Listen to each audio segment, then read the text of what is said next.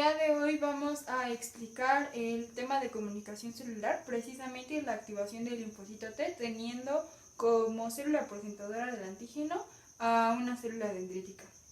Bueno, primero, como podemos ver, aquí tenemos dos esquemas iniciales, a los cuales les vamos a poner un nombre. Primeramente, el de color morado que tengo yo de mi lado izquierdo es la célula presentadora del antígeno.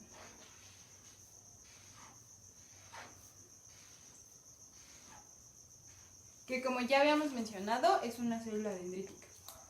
Y del otro lado, el de color azul, tenemos que es el linfocito T.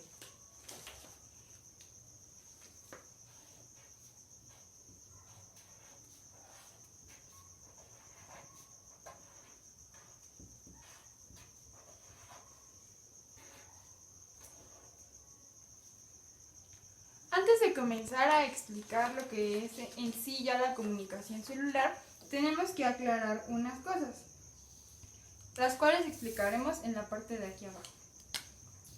Tenemos lo que son los coestimuladores,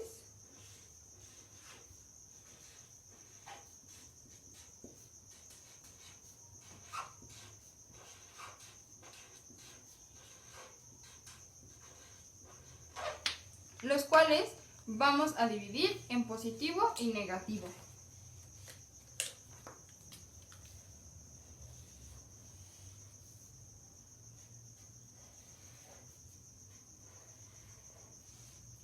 En los que son positivos tenemos primero AB7.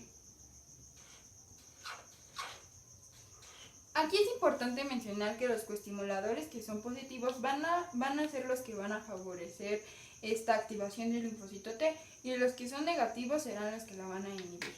En el caso de B7 podemos tener B7-1,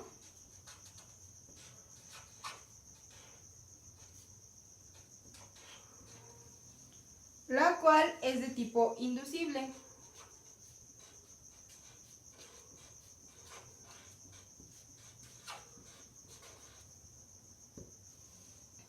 ¿A qué se refiere con inducible? Es que no está presente en todos los tipos de linfocito T, y para que pueda entrar en acción es necesaria la inflamación.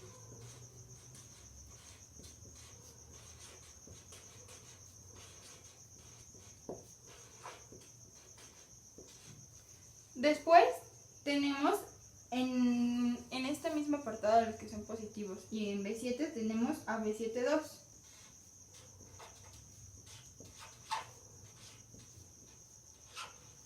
En el caso de B7-2 es constitutiva.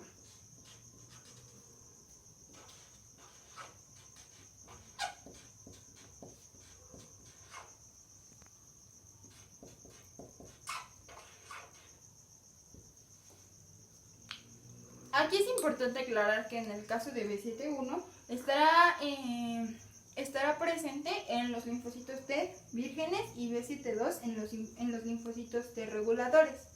Ahora vamos a los negativos, o que, como ya habíamos mencionado, son los que inhiben la activación del linfocito T. Primero tendremos aquí a CTLA4.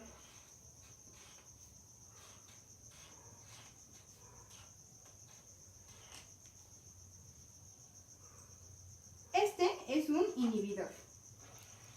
Lo voy a marcar aquí inhibidor con este símbolo que quiere decir que inhibe, y es competitivo de B7.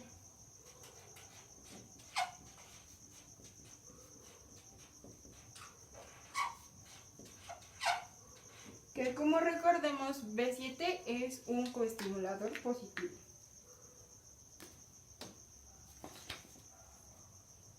Este se usa en situaciones de reposo.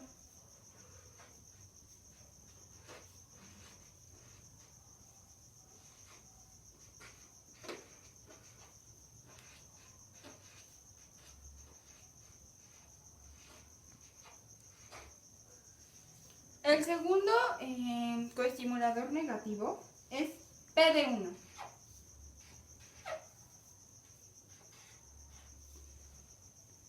PD1 de igual manera va a inhibir. Recuerden que aquí estamos poniendo inhibición con este símbolo.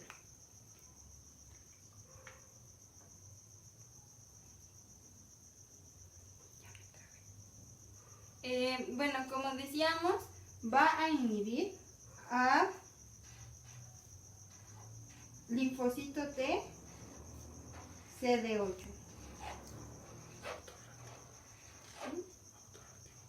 que es autorreactivo.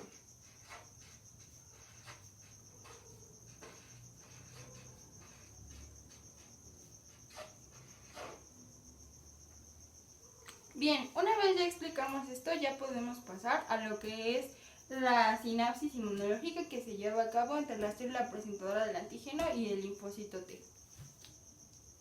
Bueno, también algo que es muy importante mencionar antes de ya entrar de lleno a lo que es la sinapsis inmunológica es una molécula muy importante que de hecho es una proteína que es conocida como CD40. CD40 va a tener dos funciones principales y es que va a aumentar la eficiencia de lo que es la célula presentadora del antígeno. Y el otro es que va a producir mayor secreción o va a fomentar la secreción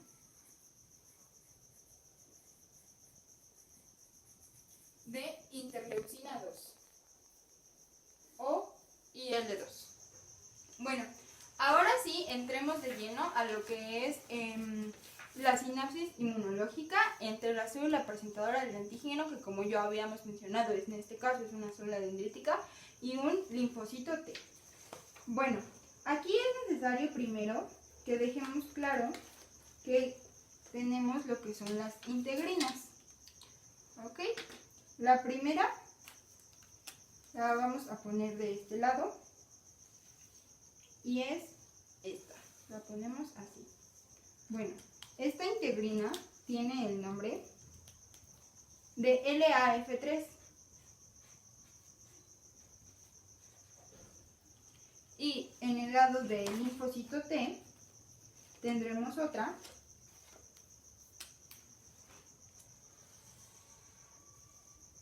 que es llamada CD2. Recordando que estas son integrinas. En la parte de abajo de esta sinapsis inmunológica tendremos otras dos integrinas. La primera, igual de este lado nuevamente, es ICAM.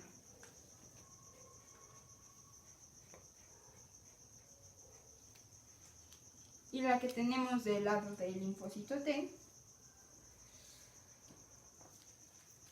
en este caso es conocida como LFA1. Igualmente son integrinas. En este caso aquí ya no tenemos espacio para anotarlo, pero lo podemos poner de este lado.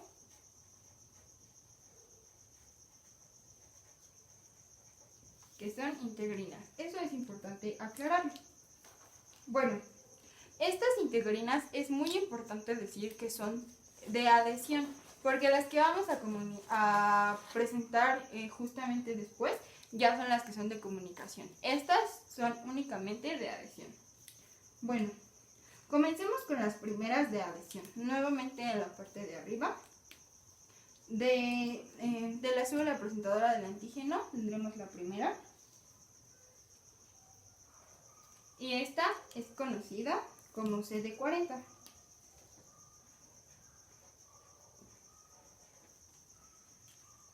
Y del otro lado, es decir, del linfocito T, tendremos a CD40L.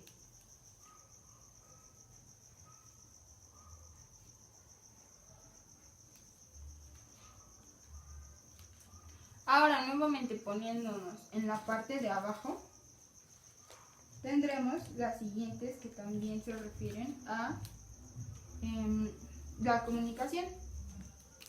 De este lado tenemos una que ya habíamos mencionado, que es B7.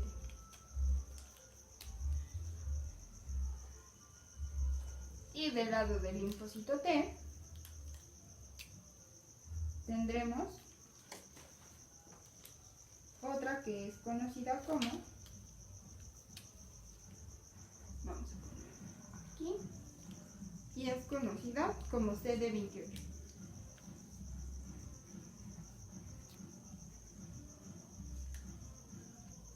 Bueno, ahora en esta parte que tenemos aquí vamos a explicar una de las partes más importantes, que es lo que es el complejo mayor de histocompatibilidad, el antígeno y el TCR o el complejo TCR. Vamos a ponerlo aquí.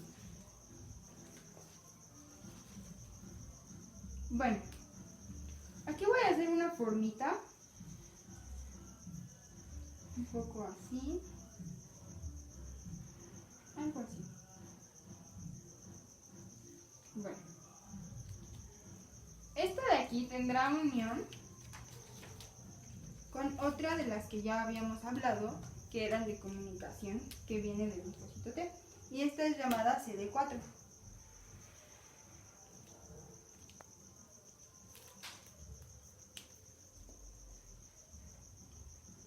CD4. Muy bien.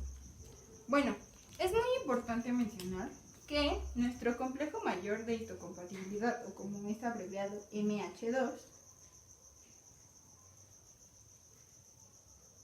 así, es de este tipo porque el antígeno que está presentando es de tipo extracelular, es decir, puede ser alguna bacteria o algún hongo, porque para que fuera, por ejemplo, un virus tendría que ser MH1. En el caso de MH2 es muy importante mencionar que solo tiene la comunicación o la relación con los linfocitos T de tipo CD4, ¿ok? Porque si fuera con, por ejemplo, linfocitos T CD8, hay que recordar que son citotóxicos, ¿ok? Bueno, entonces una vez que ya tenemos nuestro complejo mayor de histocompatibilidad de tipo 2, este complejo mayor de histocompatibilidad vamos a decir que de alguna manera arrastra a nuestro antígeno, ¿ok? Que lo vamos a poner aquí. Este es nuestro antígeno con la abreviación de AG. Y este va a ser recibido del otro lado, es decir, por el linfocito T, por lo que es, aquí estoy poniendo como dos llavecitas, que serían como lo que lo recibe, que sería el TCR.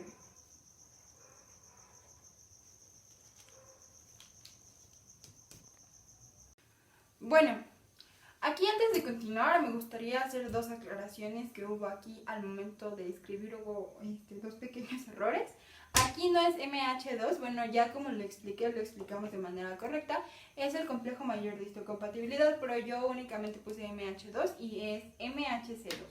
Y en la parte de acá arriba, en la integrina que sale de la célula presentadora del antígeno, es LFA. La F y la A van al revés. Igual si gustan aquí podemos poner un poquito de señalización y una disculpa por el error. Bueno, vamos a agregar algo aquí que en realidad ya lo vimos, pero es importante ponerlo esquemáticamente. Como recordamos, CD40 va a promover o va a hacer que aumente la secreción de las interleucinas 2, perdón, de las interleucinas 2. Entonces, vamos a poner que aquí ya se secretaron todas esas interleucinas 2. Estos puntitos que estoy haciendo, vamos a suponer que son las interleucinas 2 que fueron secretadas.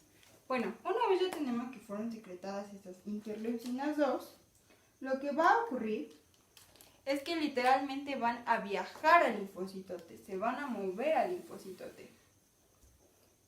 Y una vez que llegan aquí, van a ser recibidas por su receptor. Vamos a poner aquí como esta llavecita. Vamos a poner que está recibiendo a las interleucinas. Y bueno, vamos a escribirlo. ¿Cómo se llama? Se escribe así.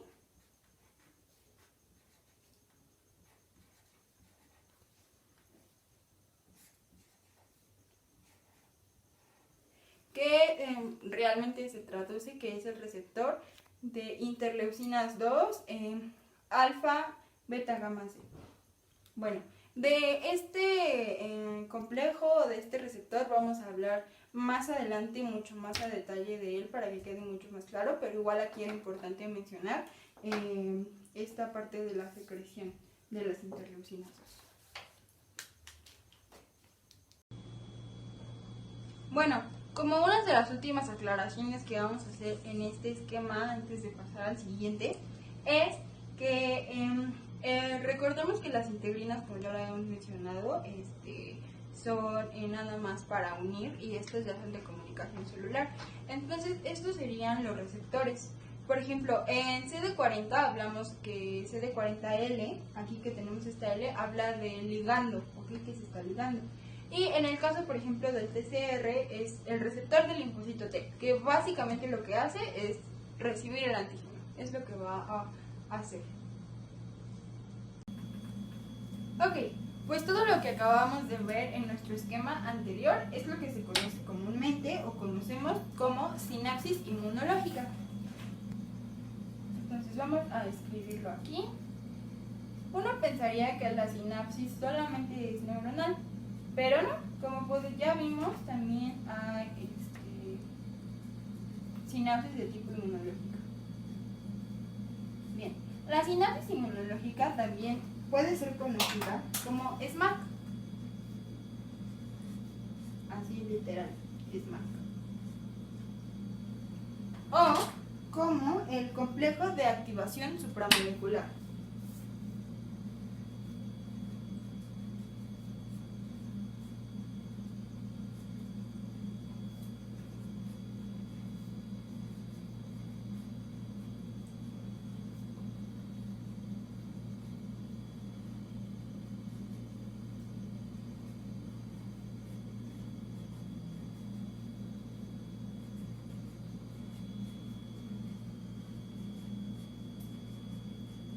Bien, entonces vamos a hacer ciertas aclaraciones también aquí. Por ejemplo,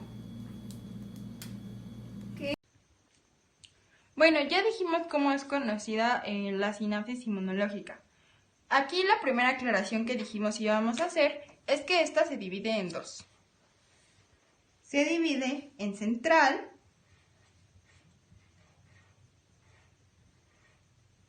y en periférica. Perdón, aquí me había faltado la C. Bien. En la central tenemos la presencia de distintas moléculas, las cuales vamos a ir escribiendo aquí. Muy bien. La primera que tenemos es MHC2.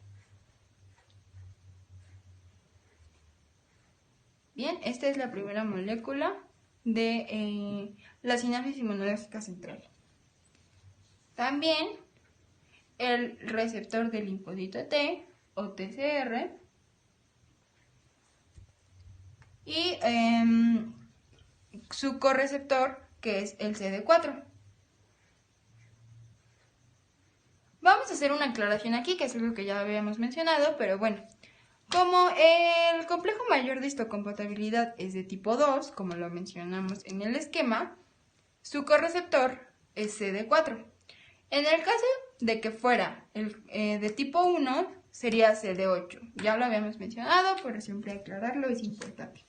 Aquí también tenemos la presencia de B7 y de CD8.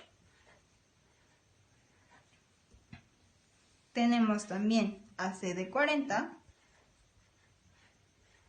con CD40L, que si recordamos nuevamente de nuestro esquema anterior, la L es por ligando. Acá tenemos a las interleucinas 2, perdón, ahí se me fue un poquito, y a su receptor, que nuevamente recordemos que es el receptor de interleucina 2, que es alfa, beta, gamma C. Y ahora las moléculas que están presentes en la sinapsis inmunológica periférica. Estas son menos que en la central. Tenemos primero a L, F, A3 con CD2 y a ICAM, que igual son moléculas que vimos en nuestro esquema, y a ICAM lo tenemos con L, F, A1, que es de las integrinas. Bueno, esta sinapsis inmunológica que ya explicamos, es importante mencionar que va a tener 7 consecuencias principales.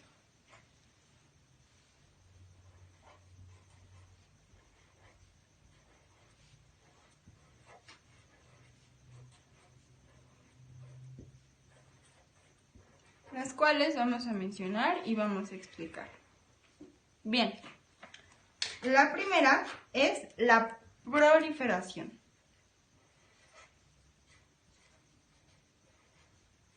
¿A qué se refiere la proliferación?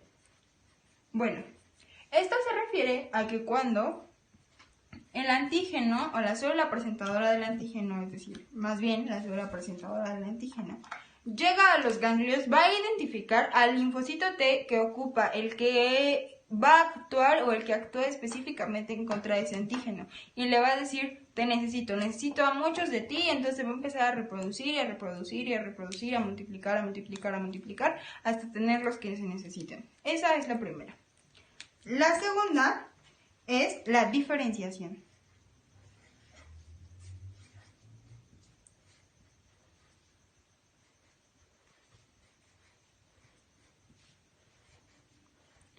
Esta es básicamente un concepto del que ya hemos estado hablando a lo largo de esta explicación, pero que es importante que se mencione en estas 7 consecuencias. Esta se refiere a que según el tipo del complejo mayor de histocompatibilidad que tengamos, es el tipo de linfocito que va a requerir. Por ejemplo, en el caso que hemos estado explicando, tenemos complejo mayor de histocompatibilidad de tipo 2, por lo tanto necesitaría un linfocito de tipo CD4 o también conocido como cooperador o como helper. Si nuestro complejo mayor de histocompatibilidad fuera de tipo 1, necesitaríamos un linfocito T de tipo CD8, es decir, un linfocito T citotóxico. Bueno, la tercera consecuencia es la secreción de citocinas.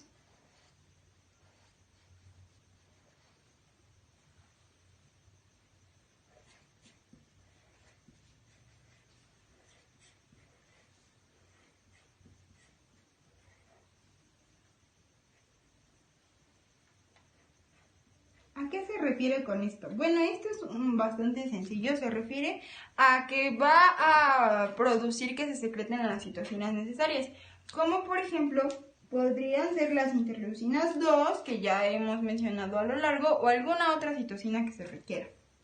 Bien, la número 4 sería que aumenta, esta es una flechita hacia arriba, la eficacia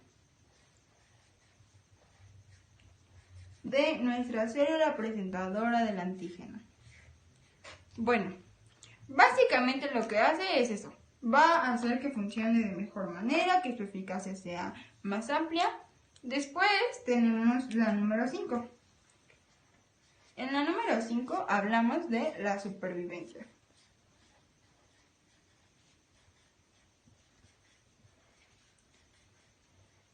¿Esta de qué se trata?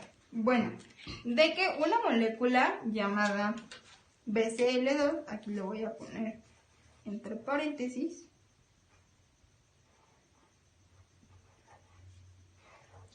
está evitando la apoptosis, es decir, que mientras el linfocito T se está ocupando, no va a morir. Pero en el momento que ya no sea necesario y que el organismo ya no lo requiera, en ese momento va a morir por apoptosis. Bien, el número 6 que tenemos es la modificación de proteínas de membrana. Esta particular consecuencia la vamos a explicar bastante a fondo con nuestro siguiente esquema. Entonces, esta ahorita la explicamos de manera más detallada porque, como ya lo dijimos, lo vamos a ocupar para nuestro siguiente esquema. Bien, y ahora vamos a la última consecuencia que tenemos, que básicamente, la voy a poner ya acá de este lado, es el efecto Warburg. ¿A qué se refiere el efecto Warburg? Bueno, este fue descubierto en las bacterias que llevan a cabo la glucólisis anaerobia. Como sabemos, la glucólisis anaerobia es la ruta o la manera más fácil y rápida de formar ATP, y pues este ATP es necesario para la energía que necesita el linfocito y para que este linfocito pueda funcionar. Pues como habíamos visto en las 6 consecuencias de la activación del linfocito T, vamos a explicar la número 6, que es la modificación de las proteínas de membrana y todo lo que sucede en esta consecuencia. La primera es que aumenta la producción de CD69, la cual va a inhibir la producción de S1PR1, que es la que evita que el linfocito T salga del órgano linfático, que como pueden ser mayormente los ganglios o el ganglio linfático. También va a aumentar la producción de CD40L. A su vez también de LFA1, que como lo vimos es una integrina. También va a producir CD44, que es la que ayuda a la unión del ácido hialurónico, que es la que ayuda, bueno, este ácido hialurónico se encuentra en los tejidos, entonces esto ayuda a que el linfocito T se pueda unir a él, y este también es el que ayuda a que el linfocito T pueda ir al sitio de la infección. Y aquí es una de las cosas más importantes de esta modificación de las proteínas, y es que hay un cambio del receptor de las interleucina 2, que cambia de receptor de interleucina 2 beta gamma C al receptor de interleucina 2 alfa beta gamma C, que es el que tenemos aquí. Y en el caso de CD45, en los linfocitos T vírgenes es Ra, y en el de los linfocitos de memoria es Ro.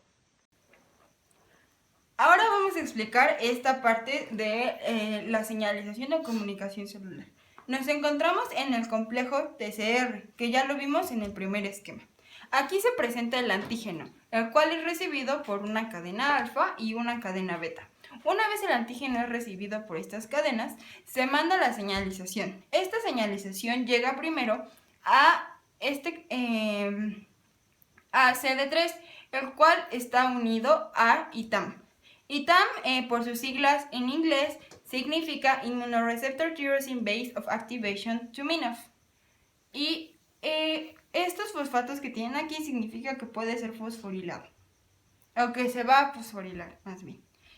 La señalización que dijimos, la señal que se mandó con el antígeno, también va a llegar así, el cual también está unido a ITAM y también se va a fosforilar. Aquí en este complejo del ITAM con sí va a entrar la enzima SRC, la cual va a favorecer la fosforilación del ITAM y a su vez va a ayudar a que SAP70 se fosforilice. El siguiente complejo que tenemos aquí es el complejo LAT, el cual también se va a fosforilar y se fosforila gracias a SAP70. Aquí con LAT ya fosforilado tiene 3 caminos a donde se puede ir. Vamos a explicar el primero. Aquí LAT entra en contacto con la molécula EGRB2, que de cariño le podemos llamar Gerber2. Aquí estos van a entrar también en contacto con SOS y estos van a formar este complejo, Gerber2-SOS. Estos dos van a favorecer que se fosforile RAS-GDP, es decir, de RAS-GDP va a pasar a RAS-GTP. Se agrega un fosfato.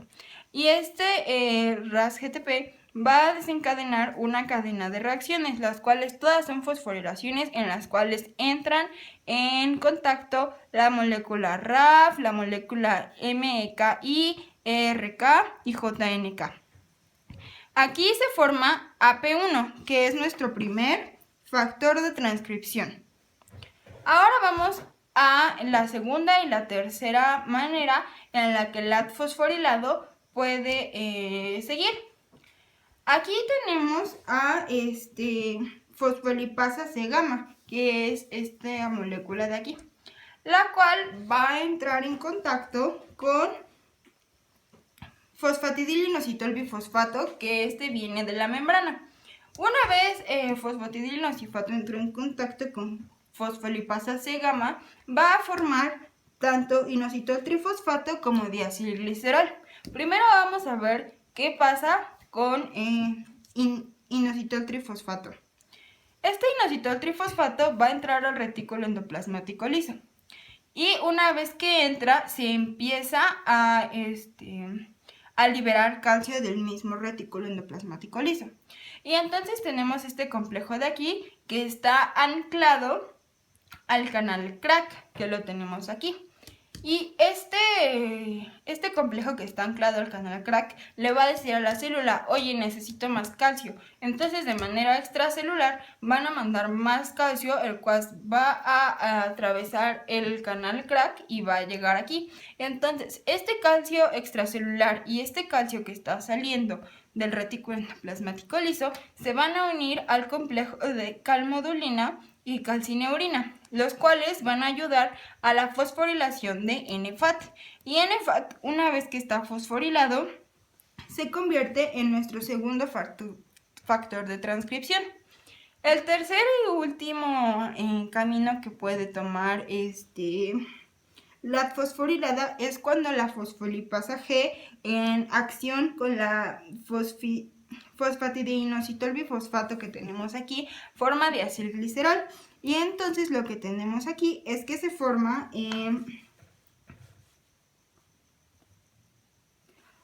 proteína sinasa C, perdón, aquí se me fue un poquito a girar este complejo. Entonces, de aquí va a existir otra reacción que a su vez es otra fosforilación. Como podemos ver, la mayoría de las reacciones que se llevan aquí son fosforilaciones y se forma NF-kappa beta, que es nuestro tercer y último factor de transcripción.